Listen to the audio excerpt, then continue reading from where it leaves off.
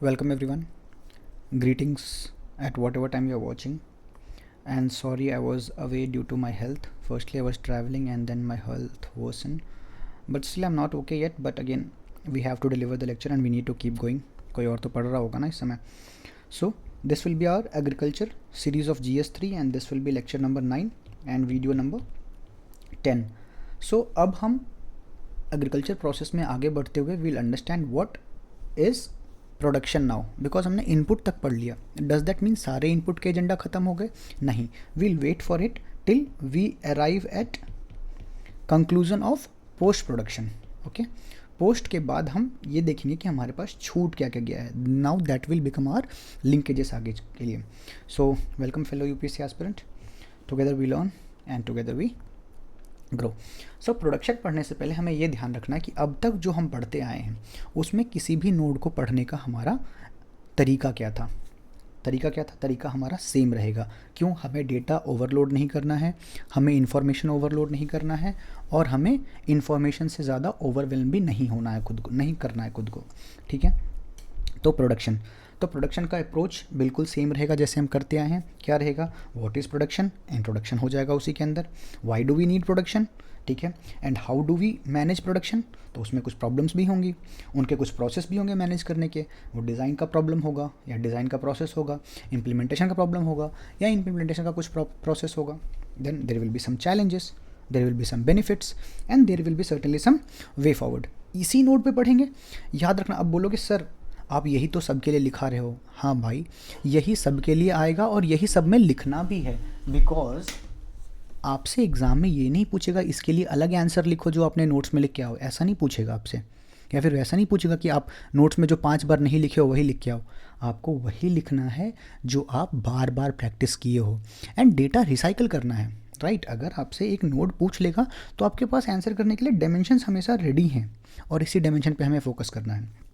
और जब हम प्रोडक्शन पढ़ेंगे तो प्रोडक्शन के साथ ही हम प्रोडक्शन के एलाइड सेक्टर्स भी पढ़ लेंगे एग्रीकल्चर के. वहीं पे हम पॉलिसीज़ को भी पढ़ लेंगे और साथ में ही हम कोऑपरेटिव्स को पढ़ लेंगे. क्यों कोऑपरेटिव्स इंपॉर्टेंट ये बन जाते हैं? क्योंकि cooperatives has played huge role in doubling और not exactly doubling but increasing the way the production was nearly working earlier before the cooperations were there. And cooperative societies were officialized when?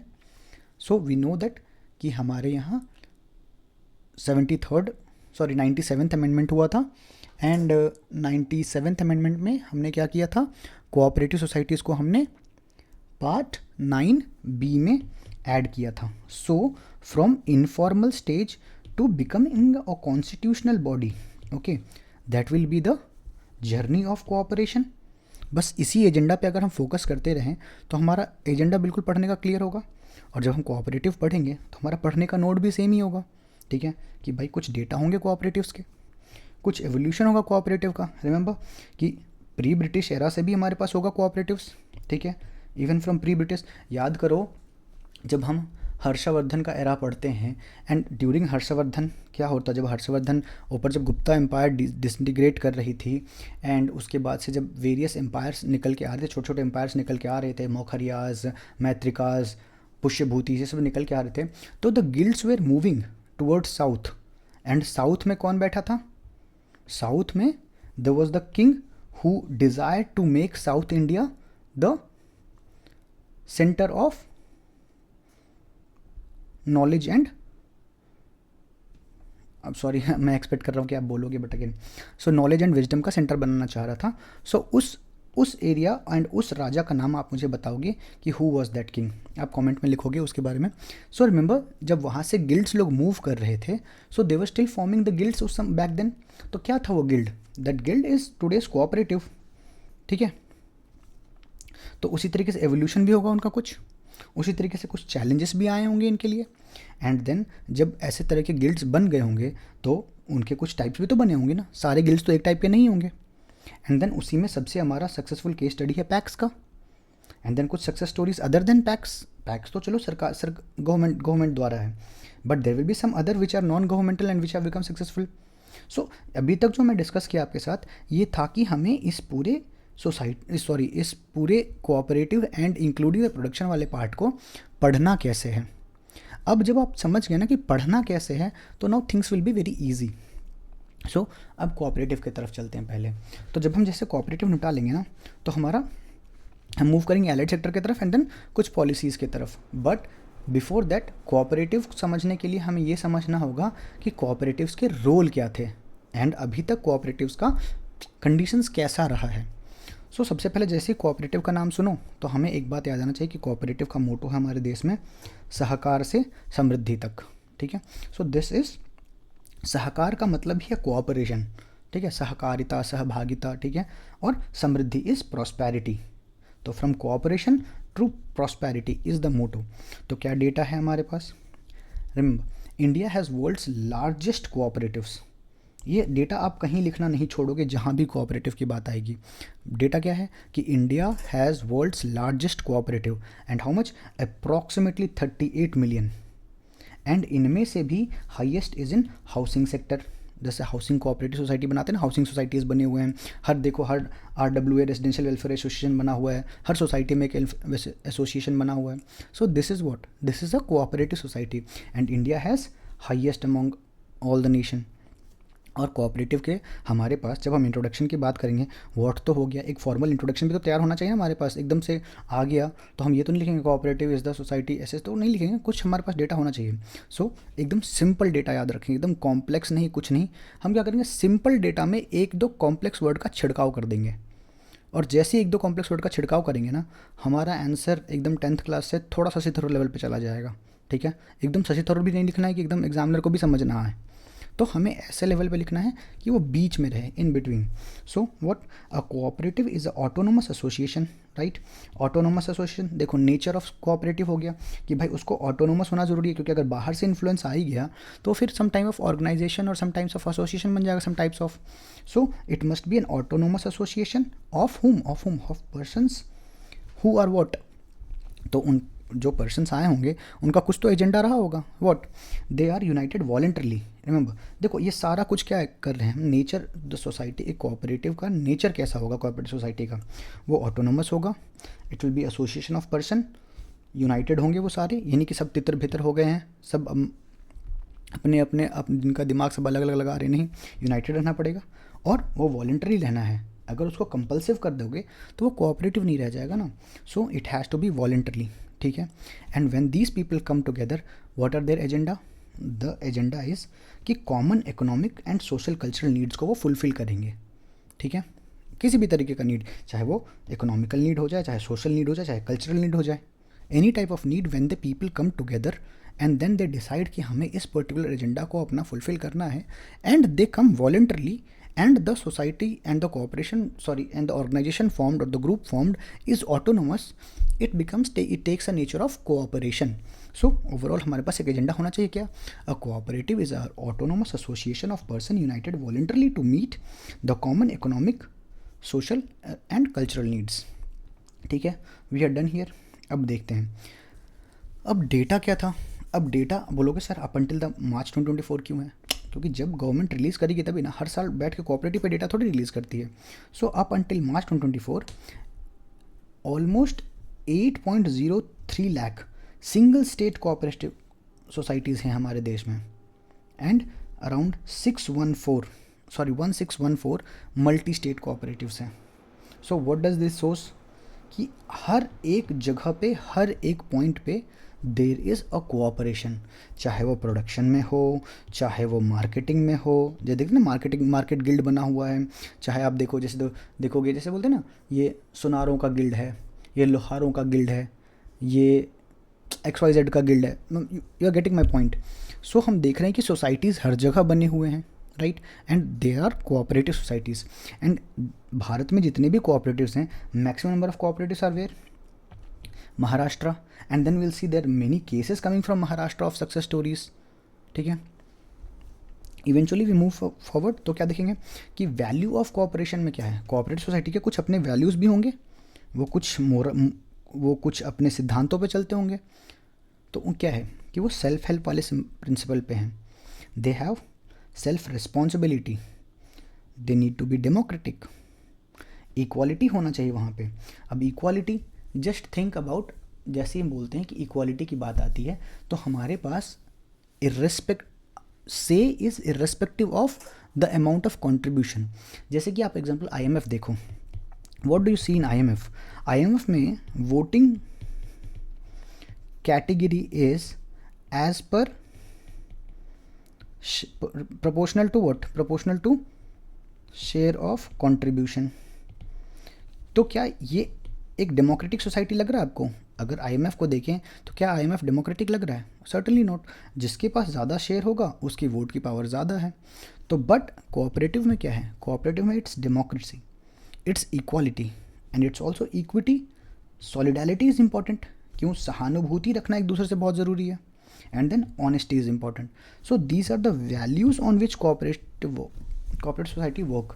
अब देखो, आपसे exactly तो कहीं नहीं पूछेगा right and emphasize on the values of cooperative societies। no, you will have to use this as filler। कहीं आपको डालना होगा। जब कोऑपरेटिव की बात आएगी, आपको पता है कि आप ये डेटा पढ़ के आओ, कहीं तो इस्तेमाल करोगे ना इस डेटा को। Where will you use it? Somewhere as a filler. अब जैसे ही हम कोऑपरेटिव के आगे बढ़ेंगे कि हाँ इनकी ये वैल्यूज़ हो गए कि वो वैल्यू सेल्फ हेल्प वाले वैल्यू पे काम करते हैं, सेल्फ रिस्पॉन्सिबिलिटी होती है उनकी, डेमोक्रेसी होती है, इक्वालिटी होती है, इक्विटी होती है। अब इससे जब आगे बढ़ेंगे तो इनके कुछ मूल सिद्धांत भी होंगे, ठीक है, मूल सिद्धांत होंगे। So what does that mean? कि इनका कुछ डॉक्ट्राइन होगा and those are the doctrine the society have to adhere to. So these are principle of cooperative. So क्या होंगे प्रिंसिपल? सबसे पहले देखो कि ये जो हम डेफिनेशन में बात की है ना कि वॉलेंटरली होना चाहिए, एसोसिएशन होना चाहिए, ऑटोनोमस होना चाहिए, यही इनके सिद्धांत भी होंगे, ठीक है। और जब यही सिद्धांत को हम सही से अप्लाई कर देंगे तो यही इनके एडवांटेज भी तो हो जाएंगे, right. So if we move ahead what we see, voluntary and open membership without discrimination. Without discrimination I give you example of IMF कि कौन कितना पैसा और कौन कितना कंट्रीब्यूशन लेके आ रहा है, does not matter. Everybody who is the member of cooperative has the equal say. It's a democratic process, okay, and lack of discrimination. Then democratic member जो होगा तो डेमोक्रेटिकली कंट्रोल भी होना चाहिए, जैसे वन मेंबर के पास वन वोट होना चाहिए। So democracy can not be maintain without democratic control, and democratic control तभी आ सकता है जब everybody has same voting power और सेम वॉइस। वोट क्या है? Vote is voice. And then equal participation भी होना चाहिए, irrespective of what their contribution is. उनका पार्टिसिपेशन, उनका से, उनका डिसीजन मेकिंग प्रोसेस में इन्वॉल्वमेंट बराबर होना चाहिए। अगर ये नहीं होता है तो कोऑपरेटिव का स्ट्रक्चर गड़बड़ा जाएगा। देन क्या? जब वो कोऑपरेटिव हैं तो cooperative should not be in the motto of self benefit, ठीक है। इट शुड नॉट बी, क्या बोलते हैं, self profit oriented. So what it must be? It must be concerned about community and cooperation among cooperatives। when there are two cooperatives, let's say one is working for animal welfare and one is working for dairy product, so इन दोनों के बीच में cooperation का होना भी ज़रूरी है।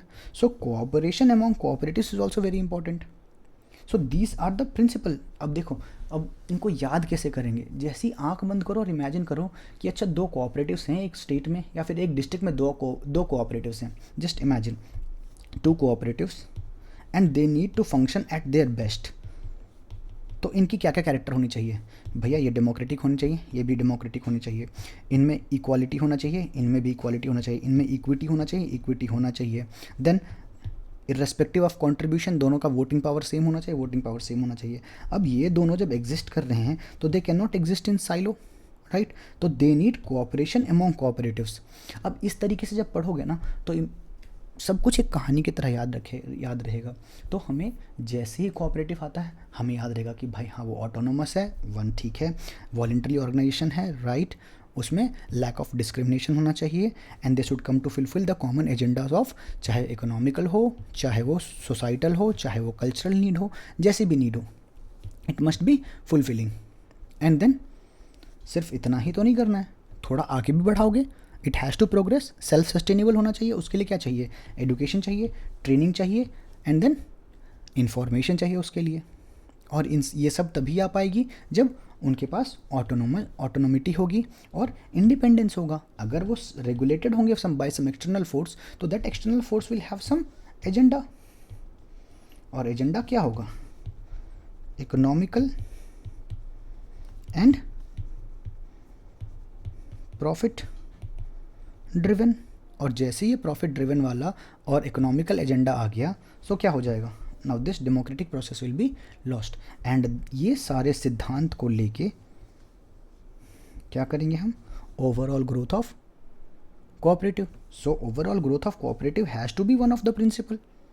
तो कितना टफ था इसको याद करना कि अच्छा एक कोऑपरेटिव होगा, वो वॉलेंटरी होना चाहिए, उसकी मेंबरशिप सबके लिए ओपन होना चाहिए। ये नहीं कहेंगे कि तुम 10 लाख रुपए लेके आओगे तभी तुम्हारा मेंबरशिप अलॉट होगा। इसमें डेमोक्रेटिक होने के साथ साथ डेमोक्रेटिक कंट्रोल भी होना चाहिए, और वो तभी आ पाएगा जब वन मेंबर के पास वन वोट हो। इक्वल पार्टिसिपेशन होना चाहिए, कम्युनिटी के regarding concern, cooperative among cooperation, education, training and information is must, and then what, again autonomy and independence। तो ये याद रखना बहुत टफ तो नहीं था, राइट। अब जब हम ये देख लिए तो हमारा ये डेटा हो गया, हमारे पास टाइप्स आ जाएंगे। अब एवोल्यूशन भी पढ़ेंगे आगे चल के जब चैलेंजेस पढ़। अब देखो जितने भी प्रिंसिपल्स हमने पढ़े हैं इनमें से किसी एक का, किसी का भी ना फॉलो होना will become our challenges, right. तो एक बार पढ़ते हैं कि टाइप्स ऑफ कोऑपरेटिव्स कैसे हो सकते हैं। रिटेल कोऑपरेटिव्स हो सकते हैं, हाउसिंग कोऑपरेटिव्स हो सकते हैं, वर्कर कोऑपरेटिव्स हो सकते हैं, वर्कर यूनियंस होते हैं जैसे, right, small and marginal farmer cooperatives, and then banking corporations. There are an number of banking cooperatives, multi state cooperative societies, single state cooperative society, multi state banking corporations, single state banking corporations, हम देखते आ रहे हैं। And then इनका role क्या होगा, इनका role तो exactly वही होगा ना जो इन्होंने जिस सिद्धांत पे ये लोग बने हुए हैं। अब देखो इनमें कोई सा भी एक चीज़ अगर याद रहता है तो rest everything can be derived out of it, right. Autonomous association person का वॉलंटर होना चाहिए, वॉलंटरी होना चाहिए, वॉलंटरली होना चाहिए, common economic social and cultural need को फुलफिल करने का होना चाहिए। तो यही तो सारे प्रिंसिपल बन जाते हैं, और जब ये सारे प्रिंसिपल बन जाएंगे इन्हीं को फुलफिल करना इज एडवांटेज, इन्हीं को नहीं फुलफिल कर पाना इज चैलेंजेस। और इनका रोल क्या होगा, रोल भी तो यही होगा ना, इन्हीं प्रिंसिपल को, इन्हीं सिद्धांतों के ऊपर खड़ा उतरना। तो रोल क्या हो गया, इंक्लूसिव ग्रोथ हो गया, पॉवर्टी एलिविएशन, सर्विस डिलीवरी करनी है, रूरल डेवलपमेंट करना है, कॉन्फ्लिक्ट को भी मैनेज करना है, because why we need cooperation among cooperative, right, we have written here cooperation among cooperative चाहिए, तो हमें कॉन्फ्लिक्ट रेजोल्यूशन भी चाहिए, एंड देन वो सारा कुछ सस्टेनेबल होना चाहिए, it should not be forced, right. So हमारे पास टाइप्स ऑफ कोऑपरेटिव्स निकल गए। सोच लो जितने सोच सकते हो, रिटेल के हो गए, होलसेलर में होलसेलर कोऑपरेटिव्स हो जाएंगे, हाउसिंग में हाउसिंग कोऑपरेटिव हो जाएंगे, वर्कर्स का वर्कर्स कोऑपरेटिव हो जाएगा, सब मैन्युफैक्चरर का मैन्युफैक्चरिंग कोऑपरेटिव्स हो जाएंगे। सो कोऑपरेटिव्स का मतलब ही कि वॉलंटरली पास में आए हैं और voluntarily they are working towards their common agenda, right. तो ये हो गया हमारा अभी तक टाइप्स, इसमें कोई गड़बड़ी नहीं है। अब इससे ज़्यादा पोथी ग्रंथ नहीं बनाना है, वो किताब तो हमें मिल ही रही है, 50 रुपये में मिल जा रही किताबें। अगर वही बनाना था तो फिर ये पढ़ने का कोई पॉइंट है नहीं, राइट। देन गो कोचिंग, दो थोड़े पैसे पढ़ लो। तो डेटा हमारे पास हो गए, क्या डेटा था हमारे पास, डेटा है, ये डेटा हो गया, हम टाइप्स पढ़ लिए। अब हम एवोल्यूशन पढ़ लेते हैं। अब रिमेंबर मैंने आपको अभी थोड़ी देर पहले एंशिएंट मिडिवल में लेके गया था। एंशिएंट टाइम में जब हम देखते हैं कि जब गुप्ता एम्पायर डिसइंटीग्रेट कर रही थी and people and the guilds were moving south, so जब हम साउथ की तरफ बढ़ रहे थे और देख रहे थे कि गिल्ड फॉर्मेशन हो रहा है, जैसे याद करो जो इत्र बनाने वाले थे, राइट, दो जो इत्र बनाने वाले थे when they move toward south they were calls गंधीज, ठीक है। गंधीज मतलब जो खुशबू का काम करते हैं, जो गंधों का काम करते हैं। अब यही गंधी आगे चल के दे इवॉल्व इनटू गांधीज। सो सी कैसे गिल्ड और सोसाइटीज से आगे बढ़ते हुए एक आइडेंटिटी बन गया, राइट। तो एवोल्यूशन तो हम ये नहीं कह सकते कि हमारे कॉन्स्टिट्यूशन बनने के बाद ही एवोल्यूशन हुआ है। So evolution must have started from somewhere way before this. तो जब एवोल्यूशन पढ़ेंगे तो फ्रॉम बिगिनिंग ऑफ, एकदम जब सोसाइटी बिगिन कर रही थी, तो प्री ब्रिटिश पीरियड में भी देखेंगे। एकदम हम मिडिवल एंशिएंट मिडिवल पे नहीं जाएंगे बिकॉज वो data will become too complex to handle, but again थोड़ा बिफोर प्री ब्रिटिश जाएंगे तो क्या देखेंगे कि ट्रेडिशनल कोऑपरेटिव तो एग्जिस्ट कर रहे थे एट विलेज लेवल। जैसे म्यूचुअल हेल्प इन एग्रीकल्चर हो ही रहा था, एक दूसरे का, जिसका एक का मान लो एक ने अपने खेतों में बीज लगा लिए, अब वो क्या करेगा, अब वो जाएगा दूसरों को कोऑपरेट करेगा, बिकॉज उसको पता है कि आज मैं उसके फसल लगाने में मदद करूँगा तो कल को वो आके मेरे खेत में फसल काटने में मदद करेगा मेरी। एंड देन कम्युनिटी ग्रीनरीज था। रिमेंबर जब हम जैसे बात करते हैं कि अभी हमारे पास AFM से APMCs हैं या फिर ई नाम पोर्टल है या फिर ई मंडी है, पहले क्या था? कम्युनिटी ग्रीनरीज थी। रिमेंबर जब हम गांव में भी जाते थे तो गांव में ऐसे देखते थे, आप लोग पता नहीं देखे होंगे, ऐसे होता था, उसमें वो साइलोज बना के ऐसे ऐसे रखते थे। एंड देन इसमें सब आके अपना अनाज या फिर अपना वो जानवरों को खिलाने वाले चारा जिसको भूसा बोलते हैं, वो भूसा लोग रखते थे। And then everybody were using it, because इसको बनाने में, इस पूरे स्ट्रक्चर को बनाने में सबका कोऑपरेशन था। तो कम्युनिटी ग्रेनरीज, कम्युनिटी स्टोरेज, ये सब हुआ करता था। And then indigenous credit system था। सेठ साहूकार लोग थे, सेठ और साहूकार लोग, ये लोग भी मदद कर रहे थे। So exploitative is a different thing, but मदद तो करते, कॉपरेशन में तो थे। तो और ये सब कैसे चलता था? So it the whole principle was based on trust and reciprocity. जैसे मैंने आपको बताया कि मैं उसके खेत में जाके आज बीज रोपने का काम कर दूंगा, तो कल को हो सकता है क्या, वो आएगा जब मेरी नीड पड़ेगी तो वो आएगा मेरे फसल में मेरे खेत में फसल काटने के लिए। तो और ये कम्युनिटी वैल्यूज़ के अराउंड एग्जिस्ट करता था। देन जब ब्रिटिश आए तो ब्रिटिश पीरियड अर्ली टाइम में तो हम चलो ब्रिटिश का हम देखेंगे कि पावर कंसोलिडेशन की बात हो गई, देन पावर एक्सपेंशन की बात हो जाएगी, एक्सपेंशन की बात होगी, देन कंसोलिडेशन की बात होगी। तो फोकस तो अभी एग्रीकल्चर सोसाइटी पे तो नहीं आएगा। सो लेटर ऑन 1904 अराउंड, कब, चलो 1904 के बाद भी अगर देखते 1909 मॉरले मिंटो रिफॉर्म के बाद से ये सब शुरू होगा अप अंटिल 1911। जब देखेंगे कि क्लेम्सफोर्ड रिफॉर्म से पहले पहले तक एक एरा रहेगा, उसके बाद का एक एरा रहेगा अप अंटिल द वॉर वाला एरा कौन सा था? 42 से 47 वाला, 41 से 47 वाला एरिया टाइम। क्यों? क्योंकि उस समय 2 वर्ल्ड वॉर्स हो रहे थे, उस समय भी कोऑपरेशन चाहिए लोगों का। तो जब ब्रिटिश पीरियड में देखेंगे तो क्या देखेंगे कि यहाँ पे फॉर्मल कोऑपरेटिव स्टार्ट हो गए। अब इतना ही लिखना है आपको, इससे ज़्यादा एग्जाम में वहाँ ग्रंथ नहीं लिखना है, वहाँ लिखना अर्ली ट्रेडिशनल पीरियड ब्रिटिश में based on trust and cooperation, trust and reciprocity पे चल रहा था। Then during British period from 1904 to 1911 कैसे चल रहा था? कोऑपरेटिव क्रेडिट सोसाइटीज़ बन गए थे। एंड देन कोऑपरेटिव सोसाइटीज़ का पहला लॉ भी आ गया था 1912 में। And then there was the period of war. तो वॉर के टाइम पे क्या था कि complete focus was on war. तो there were very little expansion, but cooperation तो लोगों को चाहिए था। तो क्या हो रहा था कि it was spreading from where? Spreading from just community और an indigenous system, it was spreading to what? Marketing, agriculture, weaving, dairy etcetera, सब में एक्सपैंड कर रहा था। क्योंकि सबको ये रियलाइज़ हुआ, हर सोसाइटी, हर ऑर्गेनाइजेशन को ये रियलाइज़ हुआ कि if we have a community और सोसाइटी, तो हमारे पास क्या होगा? हमारे पास एक कलेक्टिव वॉइस होगा। तो जैसे ही ये आइडिया प्रोपोगेट होना शुरू हुआ तो वेरियस टाइप्स ऑफ कोऑपरेटिव बनने शुरू हो गए। And cooperative mostly in rural areas बन रहे थे। क्यों? क्योंकि in the urban areas people were busy among them self, every one was focused towards what? Towards maximisation of their profit.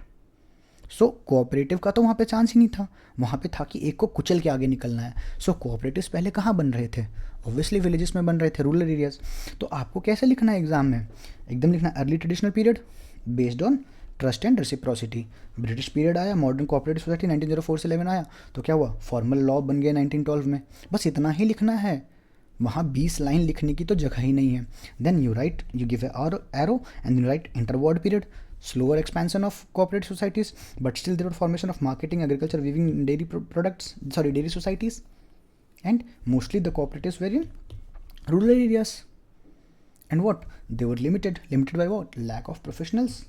क्यों? क्योंकि गांव में ही जिनको जितना आ रहा था, जिसको बोलते हैं हम लोग डिवीज़न ऑफ लेबर, स्पेशलिटी जिनके पास थी, उतने में काम चल रहा था। देन इंडिपेंडेंस आई। इंडिपेंडेंस के बाद क्या हुआ?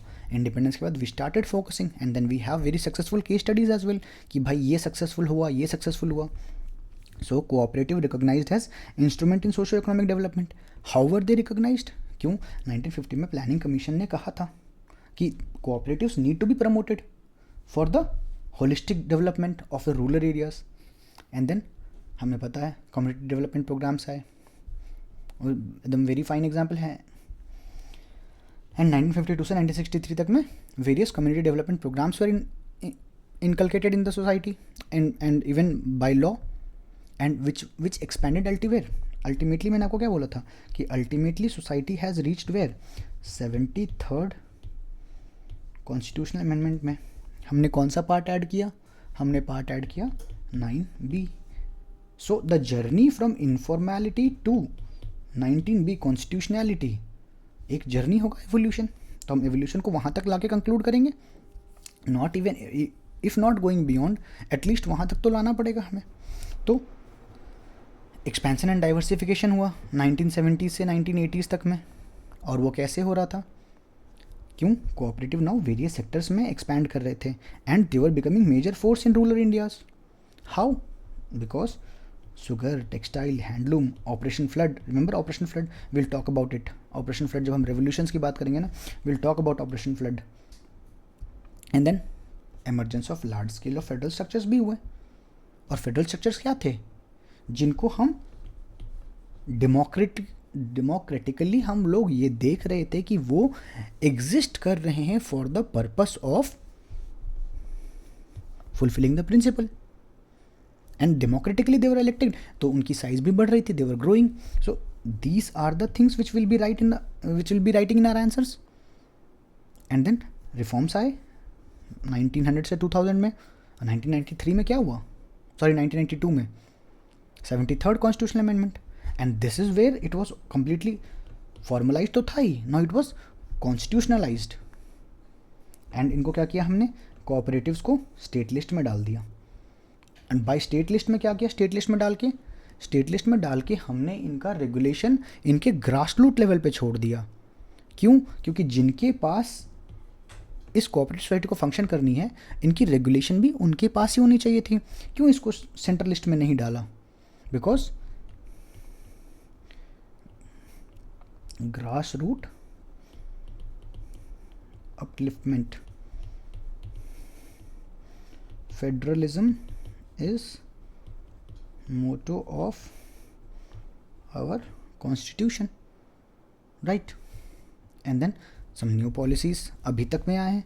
क्या क्या है पॉलिसीज़, 2000 में हमने नेशनल कोऑपरेटिव पॉलिसीज़ लेके आए, एंड 2011 में multi state cooperative society act लाए, जिसमें हमने मल्टी स्टेट कोऑपरेटिव्स को हमने फॉर्मली रिकॉग्नाइज किया। एंड देन मॉडर्न एरा है हमारे पास, मॉडर्न एरा में digital infrastructure, financial inclusion, strengthening cooperation among people and enterprises के बीच में we are constantly doing this. So evolution has stopped? No, evolution has not stopped, it's still going on. So whenever we write about evolution, we'll start from early traditional period, even if I can go into past and write about some historical context, it is well and good. लेकिन अब जब भी evolution की बात आएगी और question पूछ सकता है डायरेक्टली कि evolution पे emphasize on evolution of cooperative societies, then we have a clear cut structure कि हाँ, हमने हमारे पास एरा ही तो याद रखना है दिमाग में। And what are the era, pre British, British war का period, post war, post independence, and then constitutional amendment 93rd, यही तो है हमारा policies, sorry evolution. And then journey so far, एक छोटा सा कंक्लूजन भी रखेंगे, from indigenous root to modern multi sectoral movement, cooperative in India have evolved as an instrument of self help. देखो अब सेल्फ हेल्प जो SHG से आगे चल के पढ़ेंगे, that's also part of cooperatives, ठीक है। Economic empowerment and social justice driven by what, values, democracy, equality, equity and solidarity, यही तो है इनकी प्रिंसिपल ही तो है ना सब कुछ, यही प्रिंसिपल इनका डेफिनेशन भी है। सो इसी चीज़, जिस मोटो से, जिस मकसद से ये बना है, इन्हीं को इम्प्लीमेंट करना बिकम्स चैलेंज, इन्हीं का इम्प्लीमेंट ना हो, सॉरी इन्हीं को इम्प्लीमेंट करना बिकम्स एडवांटेज, इन्हीं का इम्प्लीमेंट ना हो पाना बिकम्स चैलेंजेस, और इन्हीं को फैसिलिटेट करना becomes initiative. How difficult it is, right. अब देखेंगे कुछ success stories. You can not, as a bureaucrat you can not write all negatives, right. So जब भी क्रिटिकल एवेल्युएट आएगा, so will have to write both positive and negative, because you are suppose to critically evaluate it. So क्या करोगे, तो हम एक अच्छा सा बढ़िया सा सुंदर सा लाइन लिखेंगे जो सबको पसंद आए। क्या, despite short coming service cooperatives have played a crucial role in farm credit. अब चलो हम फार्म क्रेडिट की बात कर लेंगे। कैसे, जैसे एग्जांपल देंगे, the growth of PACS. PACS क्या कर रहा था, तो पैक्स का कुछ डेटा लिखाएंगे ना, कैसे ग्रो किया था। So PACS were distributing only 23 crores when in 1951 to 52, and now they distribute almost 4900 crores in the recent data, and this is a significant growth. So the jump from only 23 crore in 1951 to 52 to 4900 crores in 1992 and 1993, there has been a significant growth in cooperative societies. ये PACS की बात करेंगे, what is PACS? PACS is also primary agriculture credit society, it's also society. And second option के second में भी क्या लिख सकते हैं? By 1981 cooperative supplied nearly 30% of credit requirement.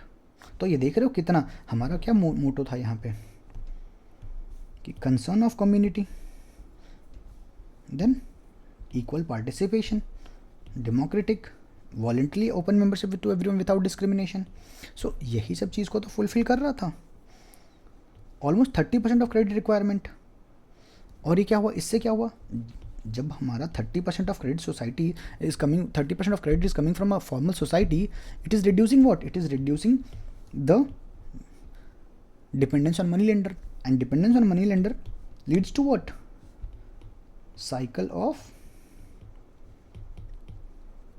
Indebtedness, कर्जा का साइकिल। एक कर्ज लेने के लिए दूसरा कर्ज लेना पड़ रहा था, सो इससे भी छुटकारा मिला। And then what happened? Then increase in credit access तो हुआ ही होगा ना हर हाल में। कैसे? तो हम लिखेंगे increased access of credit in 1970s। कैसे? थ्रू स्मॉल स्कीम लिंक्स, जैसे MFI, SFDA। इनमें क्या हो रहा था? Marginal farmer and agriculture labour schemes बने, जिसमें फोकस किस पे था? मार्जिनल फार्मर पे, एग्रीकल्चर लेबर पे। और स्मॉल फार्मर डेवलपमेंट एजेंसीज बने। These were doing what? These were providing credit, because credit was the initial stage in cooperatives, and then this cooperative must have played some role. So सब जब cooperative का role आएगा तो what is more better than studying green revolution में role क्या रहा होगा? एकदम छोटा सा। जब ग्रीन रेवोल्यूशन आएगा तो हम इसको ब्रॉड में पढ़ेंगे, बट अभी तो लिख सकते हैं ना कि कोऑपरेटिव सोसाइटीज़ का कुछ रोल रहा होगा ग्रीन रेवोल्यूशन में। What would have been the role? Instrumental role. How? It facilitated role in modern agriculture input. So green revolution में कोऑपरेटिव्स क्या कर रहे थे ग्रीन रेवोल्यूशन के टाइम पे? They were bringing in the modern agricultural inputs, and they helped in what? Increasing the productivity, and this was the ultimate goal. So cooperative का role हम हर जगह फिट बिठा सकते हैं, from credit to every stage. जब credit में आ गया तो credit is the overriding phenomena. मैं बताया था आपको, credit is overriding phenomena. So credit क्या करता है कि हर स्टेप पे जहाँ नुकसान हो रहा है, credit comes and fulfils the gap, so it becomes over riding effect. तो अब इनकी चैलेंजेस होंगे पूरी कोऑपरेटिव का। जो ही हमने एक सिद्धांत एस्टैब्लिश किया और सोचा कि ये सिद्धांत को फॉलो करवाना है, तो इस सिद्धांत का पूरा एक चैलेंजेस भी होगा हर स्टेज पे। चैलेंज कहाँ कहाँ हो सकते हैं? फॉर्मेशन पे चैलेंज हो सकता है, ऑपरेशन पे चैलेंज हो सकता है, रेगुलेशन पे चैलेंज हो सकता है। From initial to the end there will be challenge. तो अब बताओ, सोचो कि जब फॉर्मेशन कर रहे हैं एक कॉर्पोरेशन का, एक कोऑपरेटिव सोसाइटी का, तो किस किस तरीके का पंगा आ सकता है हमारे सामने। सबसे बड़ा पंगा क्या आएगा कि भाई बोगस कोऑपरेटिव बन जा रहे हैं, शेल कंपनी टाइप से। एंड देन जो इन कोऑपरेटिव्स को लैंड अलॉट हो रहे हैं, जो इरिगेशन फैसिलिटी अलॉट हो रहे हैं, वो क्या हो रहे हैं? वो खुद में ही पुअर क्वालिटी के हैं। तो ये कोऑपरेटिव क्या करेंगे? Struggle to survive.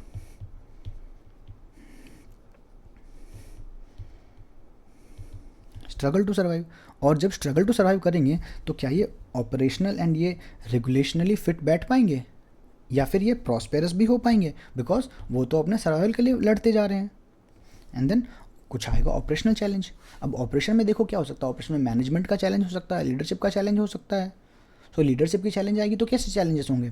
तो जब भी लीडरशिप की चैलेंज आए, दिमाग में सोचो पॉलिटिकल इन्फ्लुएंस होगा, लैक ऑफ कैपेसिटी होगा कि हाँ भाई ठीक है लीडरशिप तो चाहिए बट लीडर ही नहीं है, right?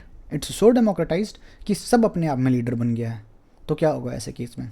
Operational failure. And then divergence of fund. Classical example, right in all schemes, right in every possible way. कोई मना कर सकता कि भाई यहाँ पे डाइवर्ट नहीं हो रहा फंड? सब जगह यूज़ करो ना इस इन्फॉर्मेशन को, लिखो divergence of fund. Nobody can say no. And remember, writing आपको प्रेजेंट करना आना चाहिए।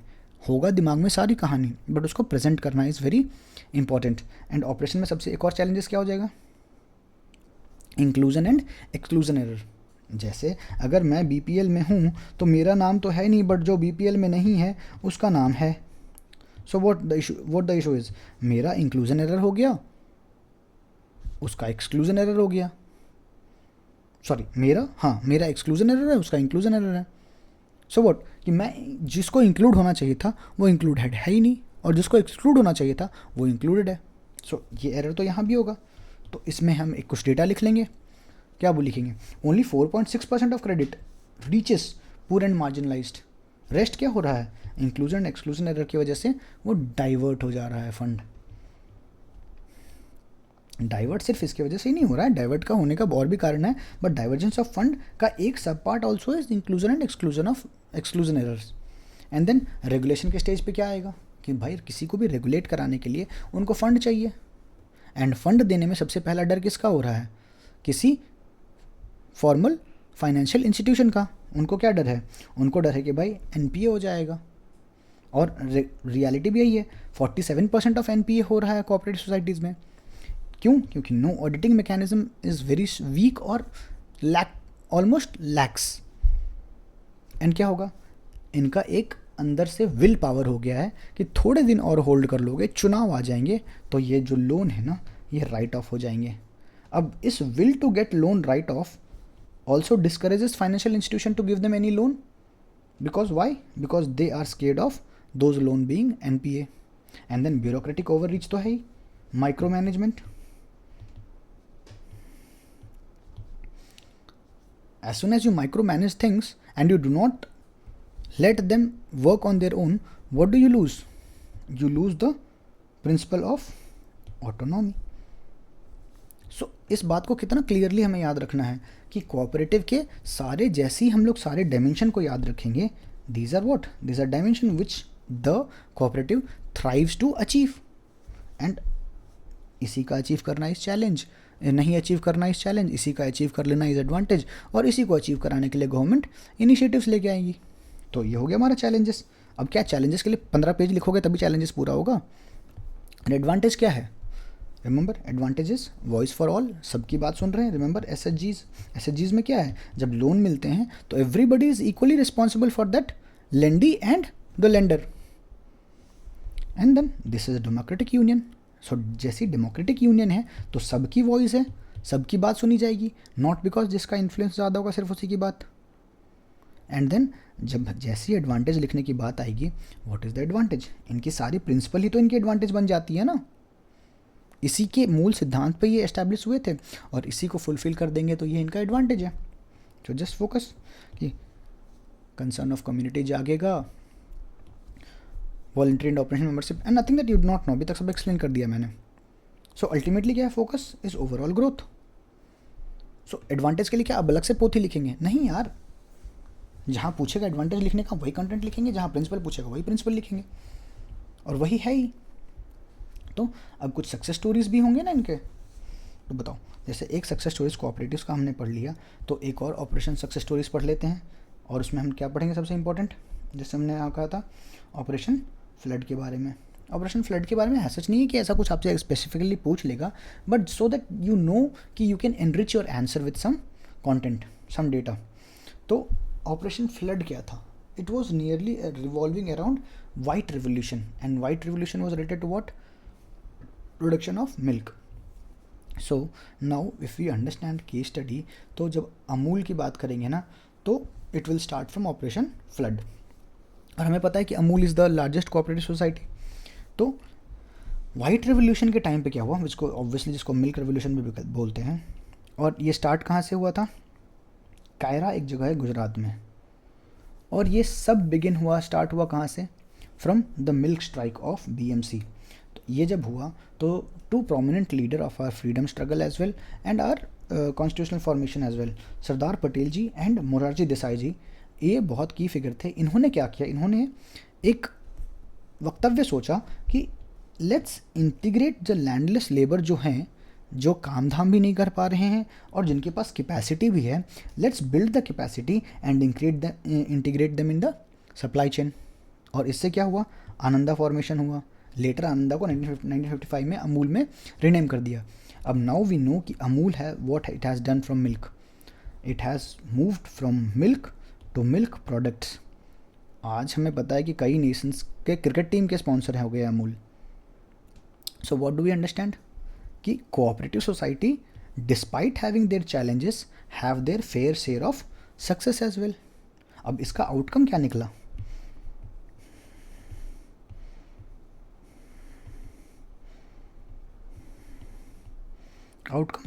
आउटकम वॉज, कायरा का केस स्टडी ले लो, it saw upward movement in all the classes मतलब from business classes to middle classes to upper classes to lower classes.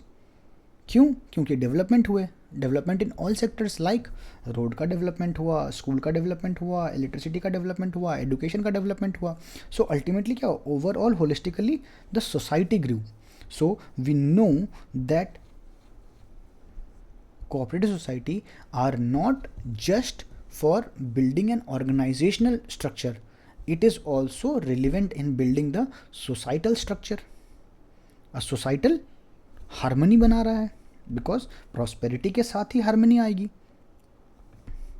Then world bank का study भी regarding this, what does it से, कि इस operation flood से milk production has increased and significantly increase कब हो गया?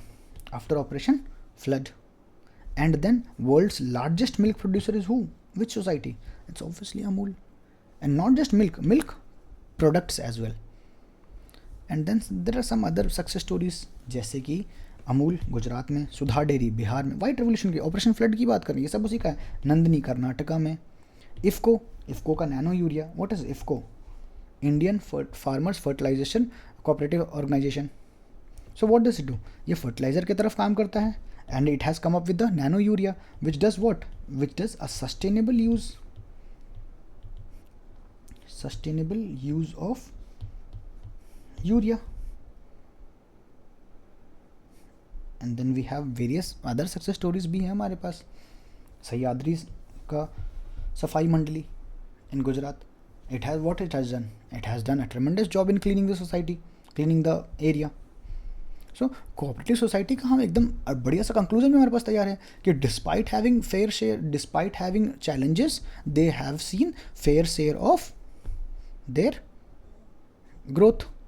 एग्जाम्पल में अमूल लिख देंगे, एग्जाम्पल में सुधा डेयरी लिख देंगे, एग्जाम्पल में नंदिनी लिख देंगे, हो गया, इतना ही तो लिखना है। एंड देन गवर्नमेंट का कुछ इनिशिएटिव्स भी होगा, राइट? गवर्नमेंट ने इतना कुछ किया होगा इन चैलेंजेस को एड्रेस करने के लिए, गवर्नमेंट के कुछ इनिशिएटिव्स होंगे, बस वही इनिशिएटिव्स लिख देना है हमें। क्या क्या? सबसे पहला हमें क्लासिकल एग्जाम्पल है हमारे पास 97th कॉन्स्टिट्यूशनल अमेंडमेंट, कोऑपरेटिव को कॉन्स्टिट्यूशनल स्टेटस दे दिया, इसकी इंपॉर्टेंस इतनी बढ़ गई थी, so it has to be given a constitutional status, so we can not deny that it was not important. And then under this ministry of cooperation was formed, and ministry of cooperation अपने आप में कुछ initiatives लिए होंगे ना, जैसे क्या किया उन्होंने? PSL नॉर्म, तो प्रायोरिटी सेक्टर लेंडिंग नॉर्म में कोऑपरेटिव्स को डाल दिया कि आपके PSL नॉर्म का हिस्सा कोऑपरेटिव भी होगा, तो नाउ यू नो दैट कि there is a constant supply of fund for cooperative societies. और इससे क्या हुआ? Strengthening of both urban and rural cooperatives, because both came under the purview of constitutionality. Then this ministry of cooperation also reduce the licensing fee, क्योंकि अगर bureaucratic hurdle में फंसा दोगे किसी भी ऑर्गेनाइजेशन को, तो वो तो फिर लड़ते ही रह जाएंगे, वो प्रोग्रेस कब करेंगे? टैक्स और फाइनेंशियल रिलीफ भी दो। सो इमेजिन करो, अगर एक ऑर्गेनाइजेशन को बुलाना है अपने यहाँ, मान लो you are a state chief minister and you want to call an organisation to come and establish a factory or something, a manufacturing unit at your state, and then which will ultimately generate employment for your state people. So what will you do? तुम उनको क्या बोलोगे कि भाई आइए हम आपको challenges में, जितने भी चैलेंज आप फेस कर रहे हैं हम उनको सॉल्व करेंगे। And what are the challenge they face generally? Licensing fees, tax and financial relief देंगे उनको, कैपेसिटी बिल्डिंग बना कर देंगे, यानी कि ह्यूमन रिसोर्स मैनेजमेंट करके देंगे। और यही चीज़ तो अगर हम किसी भी जगह अप्लाई कर दें, हो तो गया ना हमारा इनिशिएटिव्स। एंड देन हमने क्या किया? जितने भी इंफॉर्मेशन टेक्नोलॉजीज़ थी उनको भी यूज़ करने दिया, DBT के तहत, पैक्स के तहत। रिमेंबर हम कहते हैं पैक्स को POS मशीन से, जो जितने भी पैक्स में POS मशीन है उनको इंटरनेट के थ्रू कनेक्ट करो, आधार लिंक्ड करो, उनको लैंड रिकॉर्ड लिंक्ड करो। सो उससे क्या होगा? टेक्नोलॉजी देंगे तो हम डाइवर्जेंस बचा सकते हैं। And then there are multi states cooperatives, वो हमें पता लगा कि हमने 2011 में इनको रिकग्निशन दिया। एंड 2022 में हमारे पास अलग अलग केस स्टडीज़ भी हैं, अलग अलग वो हैं सरकार के इनिशिएटिव्स। क्या? नेशनल कोऑपरेटिव एक्सपोर्ट लिमिट बनाया हमने, NCEL, which is responsible for exporting the cooperatives produce. Then we have Bharatiya Beej सहकारी समिति। सो ये बीज के लिए सहकारिता है, सहकारिता is what? Cooperation. Then we'll have national cooperation on organic limited. So this does what? This promotes organic farming and organic technologies. So ultimately हमारा कोऑपरेटिव को एड्रेस करने का सिंपल सा यही मकसद रहेगा कि हमें पता होना चाहिए कि कोऑपरेटिव क्या हैं, वो क्यों इम्पोर्टेंट थे, उनको हमने कैसे दिया। दिस बिकम्स एवोल्यूशन वाला पार्ट। चैलेंजेस क्या थे, बेनिफिट क्या थे, वे फॉरवर्ड। हो तो गया ना सब कुछ। अब इससे ज़्यादा क्या डायमेंशन आ सकता है? So as soon as you address a topic in a structured manner, जैसे ही एक स्ट्रक्चर्ड मैनर में एड्रेस करोगे, पता लगेगा कुछ तो चैलेंज था ही नहीं इसमें, ज़बरदस्ती का फवा बना के रखे हुए थे। एंड रिमेंबर, एग्रीकल्चर एक पल को आके बोरिंग लगने लगेगा, मुझे भी लगता है, बट रिमेंबर ये एकदम डायरेक्ट स्कोरिंग सब्जेक्ट है which is very important for every one two focus on. ठीक है। एंड नेक्स्ट में हम पैक्स करेंगे, है वो पार्ट कोऑपरेटिव का ही, but will do it next, क्योंकि पैक्स को थोड़ा डिटेल में समझेंगे। दो बहुत बड़ा नहीं होगा वो, बट हम थोड़ा उसको डिटेल में समझेंगे। You can get all your PDFs here. Again, I don't believe in PDF sharings, but again, just to make your life easy, I'll be giving these PDFs, so you can join this Telegram channel and get your PDF. And also there is a discussion group, you can create your peers and discuss whatever, it's open to all यार। मतलब ऐसा कोई उसमें cooperative या फिर organisational hierarchy उसके अंदर नहीं है, सब आपस में बात करो, चिल रहो। And subscribe and spread the word also, so that people get to know कि कोई एक सन की है जो ऐसे पढ़ा रहा है। Thank you, see you in the next lecture.